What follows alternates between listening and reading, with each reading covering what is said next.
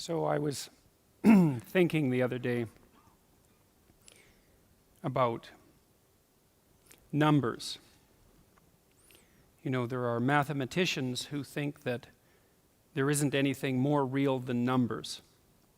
And that's an interesting proposition. I mean, it's obviously the case that once you invent or discover numbers, that confers on you a tremendous power. And who knows the limits of that power? And the claim that numbers are more real than anything else is predicated in part on the fact that when you discover them or invent them and start to utilize them, that your ability to operate in the world expands immensely. And so that's one of the ways of judging whether or not something is real, is whether or not when you use it, it facilitates your means of operating in the world. Interestingly, numbers are abstractions. And so that raises another question, which is, well, what's more real? The thing that's being abstracted from, or the abstractions? And again, that's not obvious. And maybe the question of more real isn't germane. Maybe it's a question of equal reality. But it's not obvious that abstractions aren't real. And you can make a damn strong case that they're more real than anything else. And so then you might ask yourself, well, then what are the most real abstractions? And so that's what I'm going to start to talk about tonight. I'm going to talk about it in relationship to as many rules as I can lay out simultaneously. I'll go through the rules first. So rule 1 is stand up straight with your shoulders back. And rule 2 is treat yourself like you're someone responsible for helping. And number 3, which is very tightly associated with number 2, they're sort of variations on a theme, is make friends with those people who want the best for you. And by the way, these last 2 rules aren't injunctions designed to make your life easier. They're actually injunctions designed to make your life more difficult. Kierkegaard said at one point that his role in life, given that everything was proceeding to become easier and easier in all possible ways, that there would come a time when people would cry out for difficulty. And so that's partly how he envisioned his role in the world, interestingly enough, as a universal benefactor of mankind who would strive to do nothing other than to make life more difficult for everyone. Right? And so rule 2 and 3 are like that, because treat yourself as if you're someone responsible for helping isn't the same as be nice to yourself. It's not that. And to associate with people who want the best for you means that they get to demand the best from you. And that's also not an easy thing. Rule 4 is compare yourself to who you were yesterday and not to who someone else is today. And that's an injunction about envy, right? It's easy. You need people you need things that are above you, because you need to do something worthwhile with your life. You need something to aim at, but one of the consequences of that is that you can become envious of people that you believe have attained more in a deserved or undeserved manner, and that can make you bitter. And so it's much better to compare yourself to yourself and to use yourself as the target for improvement and comparison. Rule 5 is don't let your children do anything that makes you dislike them. And the rule of thumb there is if you dislike them, then other people will.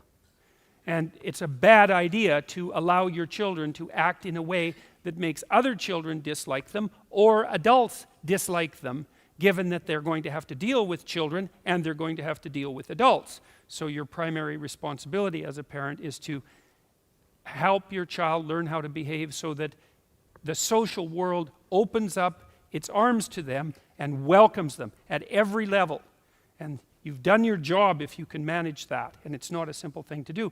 Rule 6 is put your house in perfect order before you criticize the world. And that's not take no action for others until you have your act together. That isn't what the rule means. It means that bind your ambition with humility and work on what's right in front of you that you will suffer for if you get wrong before you engage in the large-scale transformation of other people. Rule 7 is do what is meaningful and not what is expedient. And I would say in some sense that's the core ethos of the book. Not exactly, because Rule 8, which is tell the truth or at least don't lie, is a necessary conjunction to that, or a necessary additional element, because I don't think that you can pursue what is meaningful without telling the truth. And the reason for that is if you don't tell the truth, or let's say if you lie, which is an easier way to think about it, you corrupt the mechanisms, the instinctual mechanisms that manifest themselves as meaning, and then you can't trust them. And that's a very bad idea. So the fundamental reason to not lie is because you corrupt your own perceptions if you lie. And when you corrupt your own perceptions, then you can't rely on yourself. And if you can't rely on yourself, then, well, good luck to you. Because what are you going to rely on in the absence of your own judgment? You've got nothing if you lose that. Rule 8 is, as I said, tell the truth or at least don't lie. Rule 9, assume that the person that you're listening to knows something you don't. And that's not so much a mark of respect for the person, although it is that. It's a mark of recognition of your own unbearable ignorance. You know, one of the things you have to do in life, you have to decide what's more important, what you know or what you don't know. First of all, there's a lot of what you don't know. And so if you make friends with that, if you decide that's important, then, well, that's a good thing, because you're going to be surrounded by what you don't know your entire life. And so if you're appreciative of that, then that's going to make things go better for you. But the other element of that is, well, why should you be appreciative of what you don't know? And the answer to that is, well, you shouldn't. If your life is absolutely perfect in every way, you have exactly what you need and want, you've put everything in order around you, then what you know is sufficient. But if you believe that things could still be put right around you in your own personal life, and with regard to the effect that you have on other people, then obviously what you don't yet know is more important than what you do know, and you should be paying attention to find out what you don't know at every possible moment. And if you're fortunate, when you have a conversation with someone and you're actually interested in what they say, then even if they're not very good at communicating, even if they're awkward, or even if they display a certain amount of enmity towards you, there's always the possibility that they might tell you something you don't know, in which case you can walk away from the conversation less ignorant and corrupt than you were when you started the conversation. And if your life isn't everything that you would like it to be, then being slightly less ignorant and corrupt is probably a good thing. And so Rule 10 is be precise in your speech. And that's an observation, I would say, that's a variant of a New Testament injunction, which is, or maybe a description of the nature of the world, which is knock and the door will open, and ask and you will receive, which is a very strange theory, let's say, but which I would say is far more in accordance with what we know about the psychology of perception, let's say, than you might imagine, because it is the case that you don't get what you don't aim at. You might get what you do aim at, and your aim might get better as you aim as well, which is something to consider. If you specify the nature of the being that you want to bring into being, then you radically increase the probability that that's what will occur. And of course you all know that, because you regard yourself, at least to some degree, as active creative agents, right? Your fundamental attitude towards yourself, at least in the manner that you act towards yourself, is that you wake up in the morning and you have a landscape of possibilities that lay themselves open to you, and you make choices between those possibilities and determine in consequence how the world is going to manifest itself. So you confront a field of potential, that's a good way of thinking about it, and through your choices you determine which elements of that potential are going to concretize themselves into the real world. And you are very unhappy with yourself if you don't do that properly, and you're very unhappy with other people if they don't do that properly, and you're very unhappy with other people if they don't treat you like that's what you're like. Because part of what you demand from people, let's say, in terms of sheer civility, is that they act towards you as if you're the locus of voluntary choice in a world of potential. And you upbraid each other for that as well. If you have children and parents, your parents will say to you, if you're fortunate, you're not living up to your potential, which is actually a compliment in a sense, even though it's also a judgment. And the compliment is, I know perfectly well that you could be more than you are. And you'll hang your head if you have any sense, and you'll think, like you think in relationship to your own conscience, that yes, I have a lot of potential that I'm not fully realizing, and that actually constitutes a transgression against the good. And I don't think I've ever met anyone who doesn't believe that. If you have a reasonable conversation with them, it just seems self-evident. I mean, maybe now and then you meet someone who's narcissistically self-satisfied, but then they're narcissistic, and that's not good. That, as a medium to long-term strategy, that's a catastrophe. That ends in disaster. You know, it's a short-term, it protects people, but long-term, it's not good in the least. And of course, other people don't appreciate it as well. Rule 11 is don't bother children when they're skateboarding. And that's actually a discussion of courage, of encouragement, more specifically, because I've been trying to understand, for example, what role parents play in the lives of their children. And I would say this is a role that is of fundamental importance, as well as attempting to guide your children so that they act in a socially desirable manner, so that the world opens itself up to them. You also want to encourage them, which is not the same as sheltering them. It's not the same at all. And to encourage someone is to say something like, or to act out something like, look, kid, the world's already difficult, because the world isn't easy for children any more than it's easy for adults. The difficulties they're not the same. They're child-sized difficulties, but they're still difficulties. The world is a very hard place, and it's a bitter place in many ways. And it's not only a hard and bitter place, it's also touched with betrayal and malevolence. And that's the fundamental bottom line.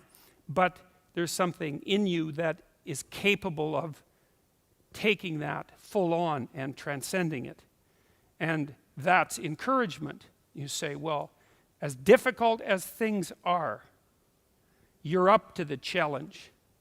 And to interfere with children when they're skateboarding, for example, when they're doing, let's say, inadvisably dangerous things, which kids, of course, do if they're skateboarding, to interfere with that is to interfere with the child's willingness to voluntarily expose themselves to the risks that they need to expose themselves to in order to develop the sort of competence that allows them to thrive in a world they cannot be sheltered from. And so to interfere with children when they're taking necessary risks is not love or empathy, but cowardice on the part of parents. And it's deeply damaging to children. And I can tell you, as a clinical psychologist, I've never had a client come to my office in all the hundreds of encounters I've had with people in my office. I've never had a client say, my parents made me too independent. Right, that hasn't happened once. Right, now, my parents made me too dependent, or I conspired with my parents to perpetuate my dependence. That happened all the time. So there's a rule of thumb, which I think is a good one, which I believe is often applied in nursing homes by people who work in nursing homes, which is, of course, a very difficult job. And the rule is, do not do anything for anyone they can do for themselves. And the reason for that is that it's a form of theft, right? You don't, first of all, if you do something for someone and it facilitates their movement forward, then they moved forward because you helped them, which is something I was very careful about as a therapist. I don't want to give my clients advice. First, it might fail, in which case they are going to pay for my advice. And second, if it succeeds, then I get to be the successful one. And I don't want to steal the success from my clients. That's a bad idea. I want to help them figure out what it is that they should aim at, and then help plot out a strategy for attaining that. But I want to ensure that it's their destiny, not something I'm imposing. And of course, the imposition of that sort of thing is the hallmark of a bad, I would say, therapeutic relationship, but also a bad relationship, period. Right? So one of the things you want to do with your partners, your spouse, say your husband or wife, and also with your children, is to listen to them so that you can figure out what their problems are and figure out with them, because they're going to figure that out by communicating, and then perhaps aid them in the development of a strategy. But you have to ensure very carefully that you're not imposing your own structure in a manner that's going to steal from them what's rightfully theirs. So rule 11 is an injunction to courage as the fundamental, because you could say, well, what's the antidote to the catastrophe of life? And one answer might be safety. It's like, well, look, everyone's sensible enough to know that a certain amount of provision for safety is worthwhile. You should probably wear your seatbelts when you're driving around in your car, because why take foolhardy risks?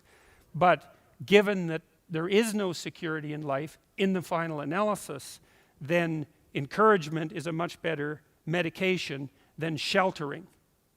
And so, and that's I think in keeping with the idea that what life is essentially is not a place to attain happiness or even to aim for happiness, even though you should be grateful if some comes along now and then, but a call to something like adventure. And I think that's the proper way of conceptualizing it. Certainly, if you go watch a story, a movie, you read a book, something like that, if you encounter a narrative that's gripping, whether it's a romance or a classic adventure story, then the element of it that's gripping is the adventure. And so to portray life as an adventure in romance and in the world is the proper way to portray it. And the way that you facilitate the adventure is through encouragement. I had a client once, I really liked him. He was a good guy, he was a smart guy, good-looking young guy, had everything going for him, He was a good musician, he was a talented athlete,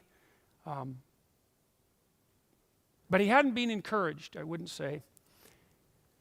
He told me about his relationship with his girlfriend. He said his girlfriend wanted to go biking around southern Ontario.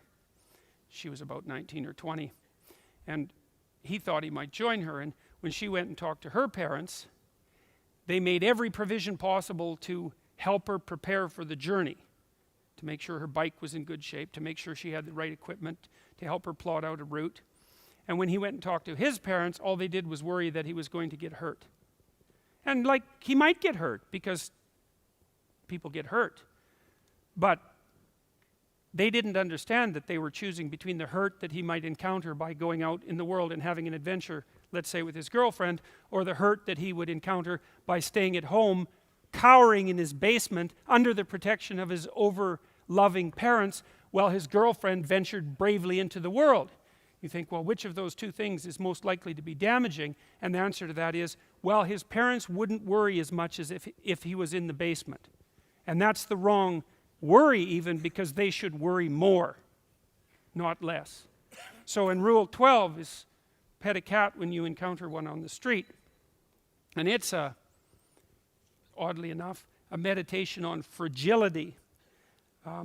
It's a discussion of what you do when you don't know what to do, and that's really when things have gone badly for you, when you face a terrible tragedy in your own personal life or in your familial life, or perhaps even in the life of your community, when things come crowding in at you too quickly. In the case of a death in the family, or a terrible illness, or the collapse of a dream, or any of the things that can flip your world upside down, is how do you cope with that? And that chapter contains discussion of the necessity of narrowing your time frame, because sometimes the right way to look at the world is across years, and sometimes it's across months, and when things are more out of control, perhaps it's across days, and when you're really up against the wall, it's across hours or even minutes. And during those minutes, then you concentrate on doing as well as you can with what's right in front of you for the longest unit of time that you can tolerate conceptualizing. Maybe that's what you do at someone's deathbed. And while you're doing that and suffering away madly, then you also take the time to appreciate everything you can that manifests itself, that allows itself to be appreciated. And so that's the metaphor of the cat, I suppose. And so that's the 12 rules. And I'll return to rule 1, which is stand up straight with your shoulders back. And I'm going to use it as a platform for laying out the abstractions that I talked to at the beginning of the lecture.